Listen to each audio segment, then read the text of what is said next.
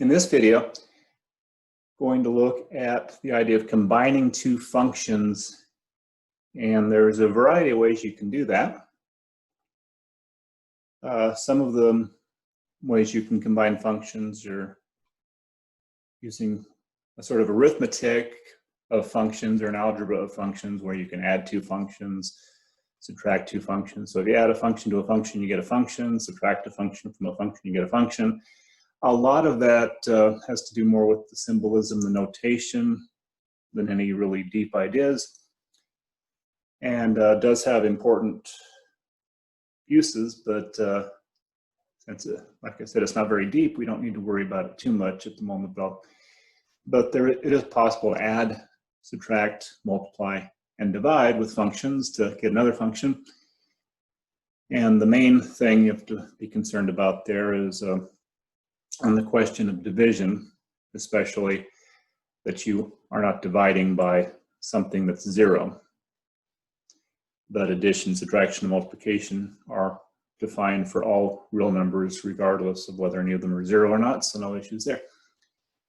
So we've got two functions here. One of them is a quadratic function, f of x equals 3 times x squared plus 1. The other one is probably the simplest rational function, at least the simplest non-polynomial rational function.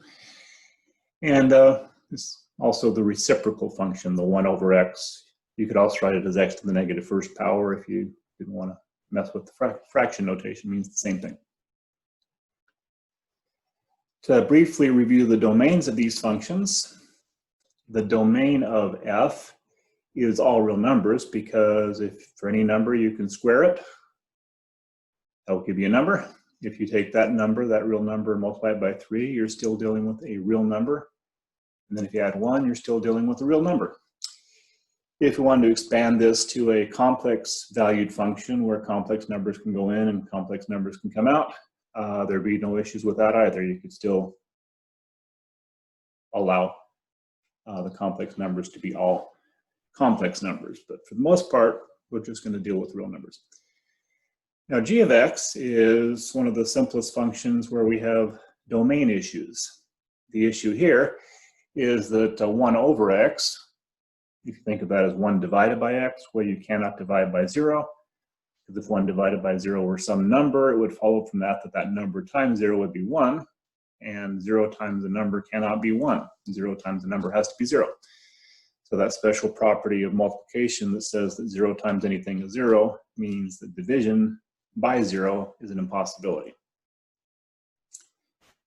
In terms of notation, the d of f, I just wrote it as the interval from negative infinity to positive infinity. That sort of interval is always an open interval. We always use parentheses.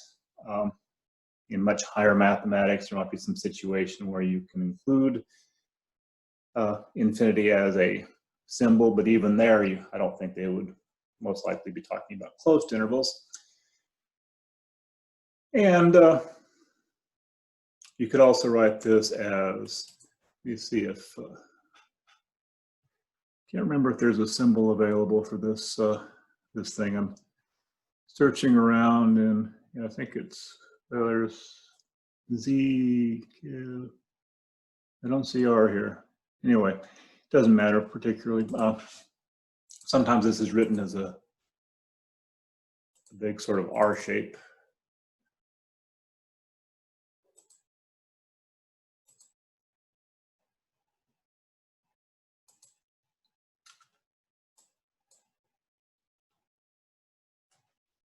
Oh, there we go. Okay. Like that. Sometimes you see it in bold type font, but it's pretty common to see it in this sort of skeleton of bold. And the R just stands for all the real numbers. So if you don't want to write negative infinity to positive infinity, you can also write all the real numbers that way. So that's the domain of f. I wrote it as d sub f. The domain of g, well, as mentioned, that's a little bit more complicated because we have to leave 0 out. One way of doing that is the way I wrote it here, where we show it as a union of two disjoint sets. One of them is all the numbers from negative infinity up to 0, leaving 0 out. And the other one is all the numbers from 0 to infinity, again, leaving 0 out. And there are other notations that are used for this. So I'm currently in a window that you're not seeing that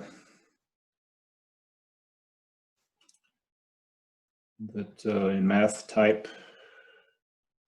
I could show you that window, but I'm really more interested in just showing you what I end up with. Okay, so one way of writing it is to write it as the set of all real numbers, leaving 0 out. That's what's referred to as a complement, where you show all the numbers except for a particular number, except for 0. I had to write the 0 in parentheses because the complement is actually one set sort of minus another set. There's other notations that are used for this situation. This is just the one I chose. We also will see this sometimes in set builder notation, where the domain could be written like this. And again, I open another window that you're not seeing, and in a moment, I have to remember where my symbols are at that I'm looking for. Let's see.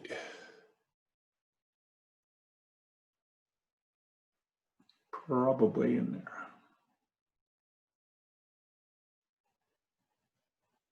I had it there. Okay, there we go. Okay.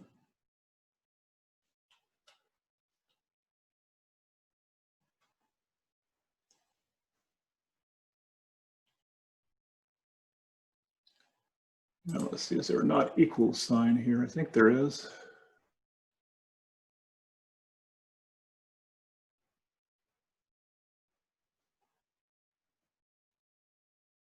Okay, I'm sorry, I'm taking, there it is. I knew it was here someplace. That's why I try to prepare most of these things in advance, so you're not just waiting impatiently for something to happen. Okay. The domain of G, again, could also be written this way, the set of all x, such that x is not equal to 0. So I used here what's called set builder notation.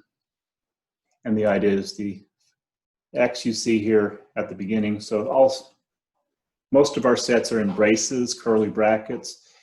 So I have brace x, and then we have this little vertical bar. And then after that, there's a statement that tells us about x. Sort of implied in this is that we're talking about the set of real numbers, so I didn't mention that x is a real number. So the set of all x such that x is a real number not equal to 0 would be one way of doing this. There's a lot of notation involving these sorts of things, and just be aware of it. Maybe take notes and go back and look at your notes and write down in your own words what you think this thing means, and over time you'll refine your understanding. I mentioned before, math is a language, and it's just a matter of practice and experience to get familiar with the language. Okay, so going back to these functions, you can talk about the sum of two functions, f plus g. That's a new function. So I'm starting here with x. I have 4 different numbers in the x column that we're going to look at. And then we have actually 4 different functions. There's the f function that was already mentioned, the g function that's already mentioned. So the quadratic function, if you square 2, multiply it by 3 and add 1, you get 13. If you plug in negative 1, negative 1 squared is 1, times 3 is 3, plus 1 is 4. So I calculated these things, pretty simple calculations. Anyway, y equals f of 2 is 13. Y equals g of 2, well, g is the reciprocal function, the 1 over function. 1 over 2 is 1/2, 1 divided by 2. The sum of those two functions we see in the third column, f plus g. So f plus g is a new function. F plus g is really just f of x plus g of x. That would work out to 3x squared plus 1 over x, if you wanted to write it out symbolically. And this notation, f plus g, is used frequently in calculus where we need it. Anyway, what it does is it simply adds the y values. The y values are sometimes referred to as ordinates, so it adds the ordinates of the graph or the ordinates of the function.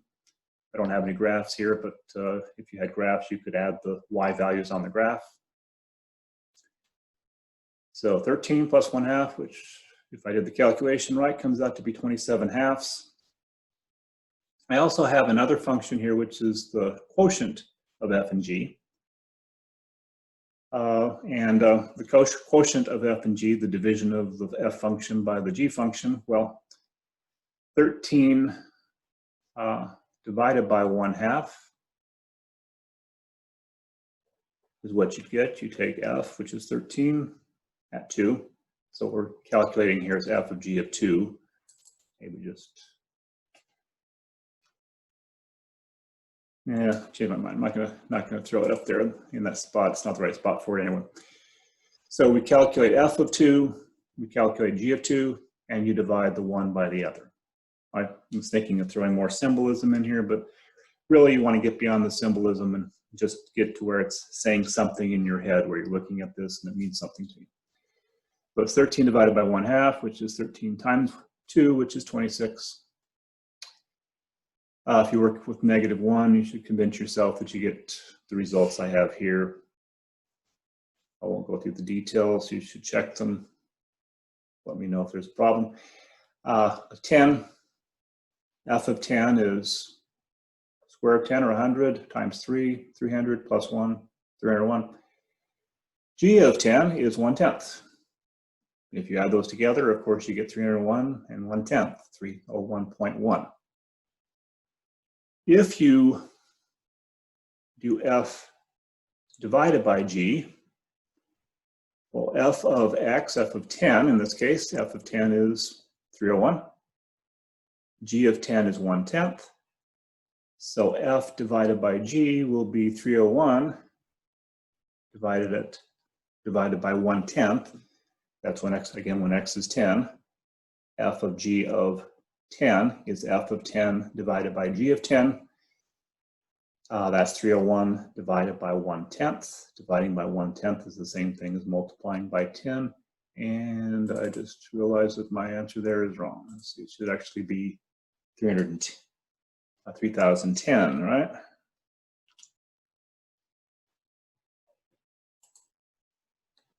Dividing 301 by 1/10 is multiplying it by 10, which is 3010.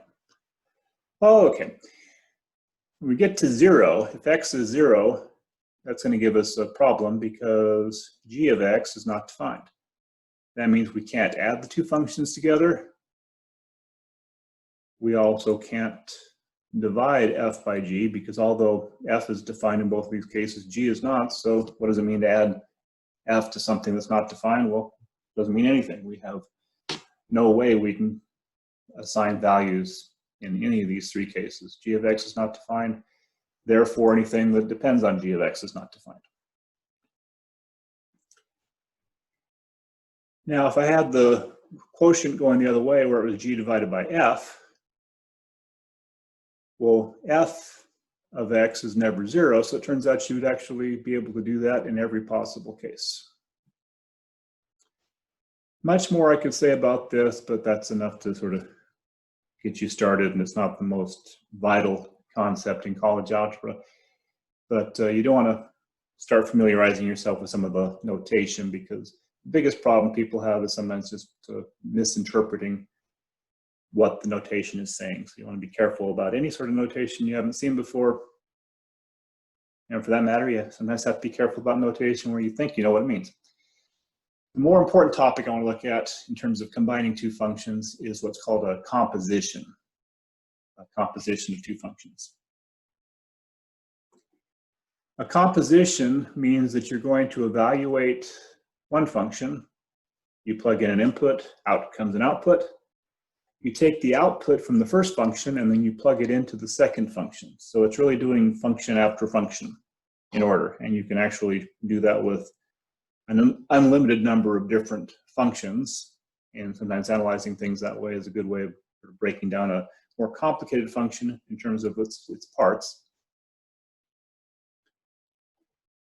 So anyway, I just repeated f and g here and their domains, and look at the composition. There's actually two notations for composition. I started off here with what's called the circle notation. So here in the third column, so the third and fourth columns are different from the table we were just looking at.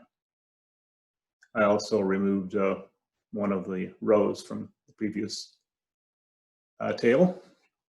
So f circle g, well, what you're going to do is you plug in a particular x value. Since x is closer to g, g operates on x first. So for example, if x is 2, g of 2 is 1/2.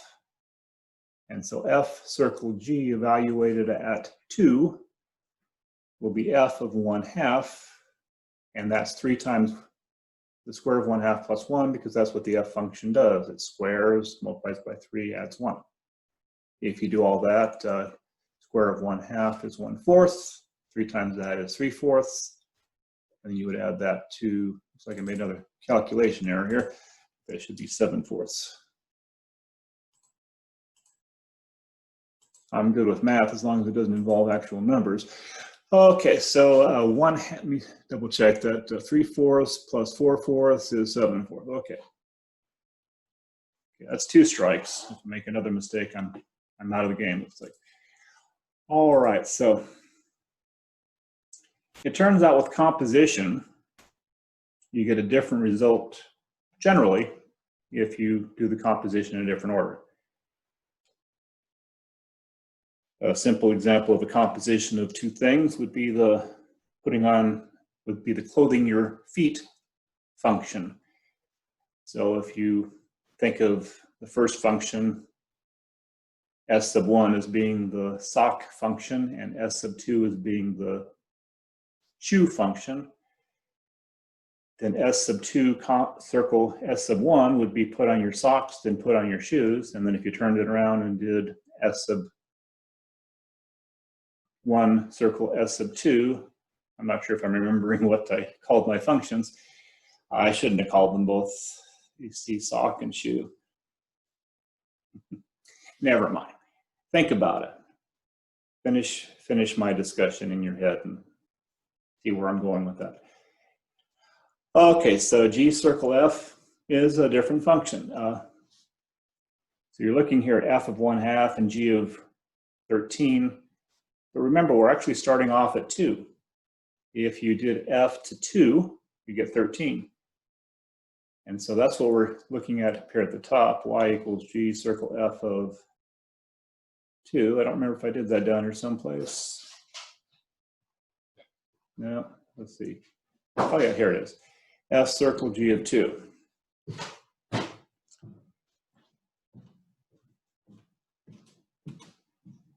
So I did it here in a slightly different notation. Let's see, I never actually finished this. So let's see what it looks like.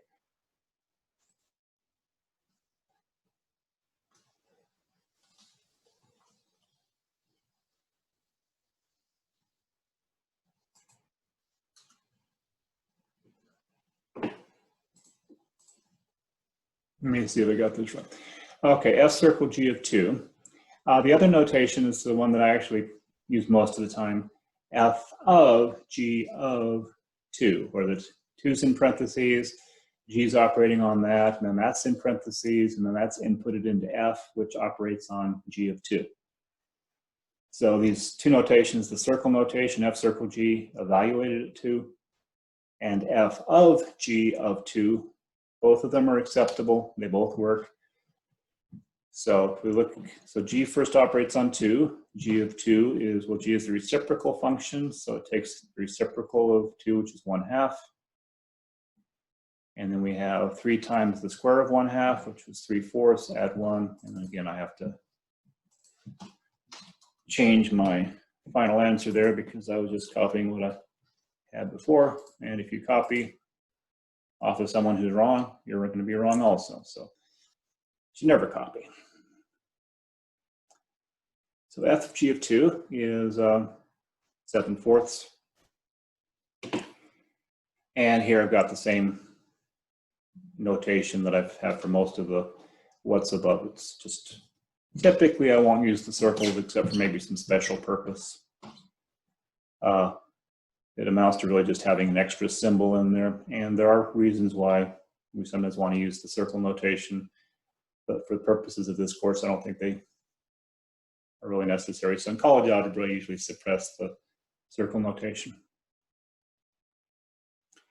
Okay, so going back to our table here, if we do g of 13, excuse me, g of 2, excuse me again, g of f of 2, which I didn't write all that stuff out here. So we're starting at 2. We're going to do g circle f, which means f is going to operate on 2 first. F of 2 is 13, which we can see back here. And then g takes the reciprocal, which is 1 over 13.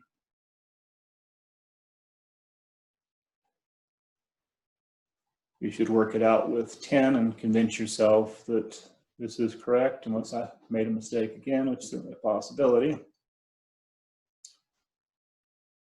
So f of g of 10 would be f of 1/10. That's 3 times the square of 1/10 plus 1. I got 103. And if we did g of f of 10, which I don't have down here, might be worthwhile to go ahead and put that in here. I'll use the other notation.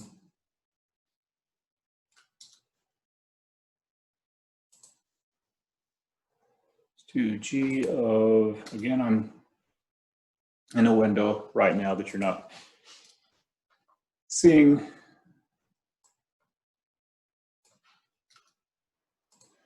So we're going to look at g of f of 10, which is what the 1 over 301 here is.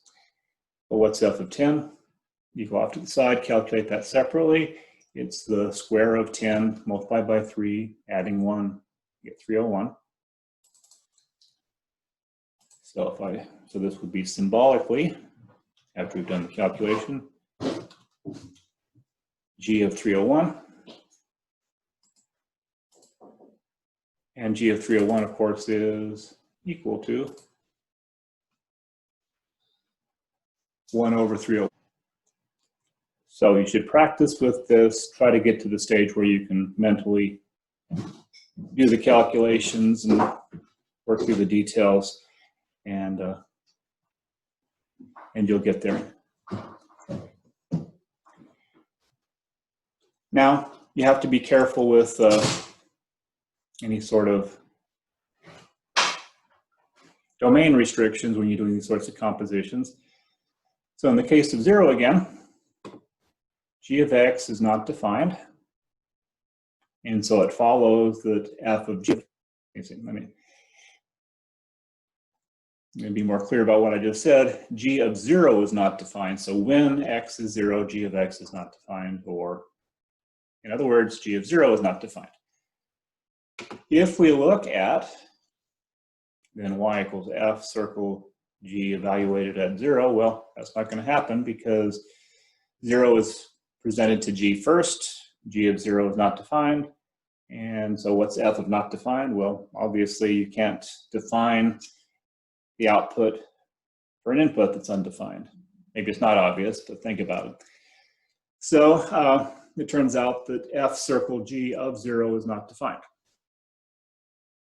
On the other hand, if we look at y equals g circle f evaluated at 0, that's g of f of 0. F of 0 is 1. I think I calculated that out down here. G circle f of 0, or g of f of 0. Well, f of 0 in either case is 1. And g of 1 is the reciprocal function. It just takes the reciprocal of 1, which gives you 1. And so that's perfectly okay. So it turns out you can actually plug in 0 for the composition g circle f, but not the other way around, f circle g. If you look at the domains, For F circle G, well, again, as mentioned, you can't plug 0 in. It turns out that's the only thing that makes G undefined. And because F always works, the domain will be everything except for the 0. So we have to leave that out. I used this notation previously. And on the other hand, if you do the composition going the other way, well, f of x is never 0. So you can't plug 0 in for G. So if you think about the domain of G circle F, we're going to start plugging whatever it is into F, and then that's output will go into G. Well, G won't accept 0, so we have to be concerned whether F is ever 0. Well, if we go back and look at what F is, what we have here is 3x squared plus 1. Well, no matter what x is, x squared is going to be greater than or equal to 0. 3 times that is likewise going to be greater than or equal to 0. So 3x squared is at least 0. It's never negative. Since it's never negative, we're not going to get 0 out of the whole thing, because if you add 1 to something that's not negative, you don't get 0. Another way of putting that, if you were to solve the equation, if we were to go ahead and try to solve the equation, let's look at that here.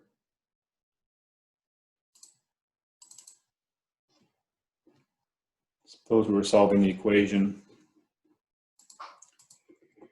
f of x equals 3x squared plus 1 equals 0. Well, that's equivalent to the equation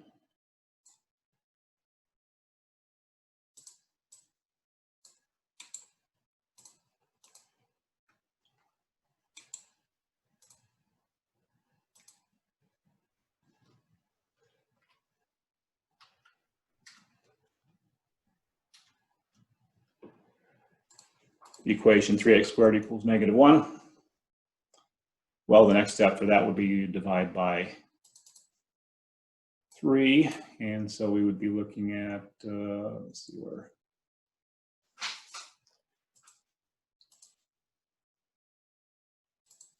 Problem here is I then go try and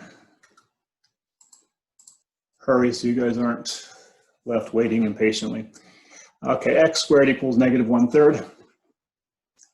And, well, of course, you solve that by taking the square roots. The square roots are imaginary, so as long as we're restricting our attention to real numbers, where we have no problem here.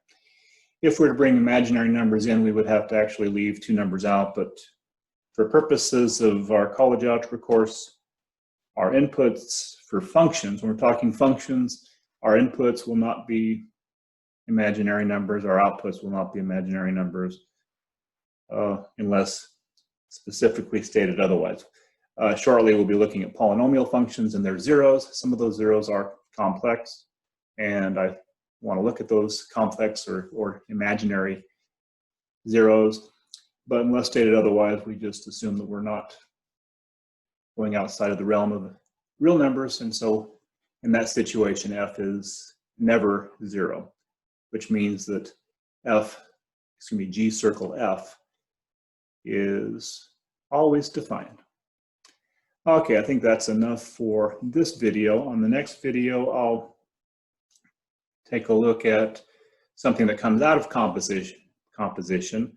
How do you undo a composition, so to speak? You've actually been doing that since your first days of algebra, using what are called inverse functions, though they may not have been called that. So the next video, we'll be putting together here shortly, inverse functions.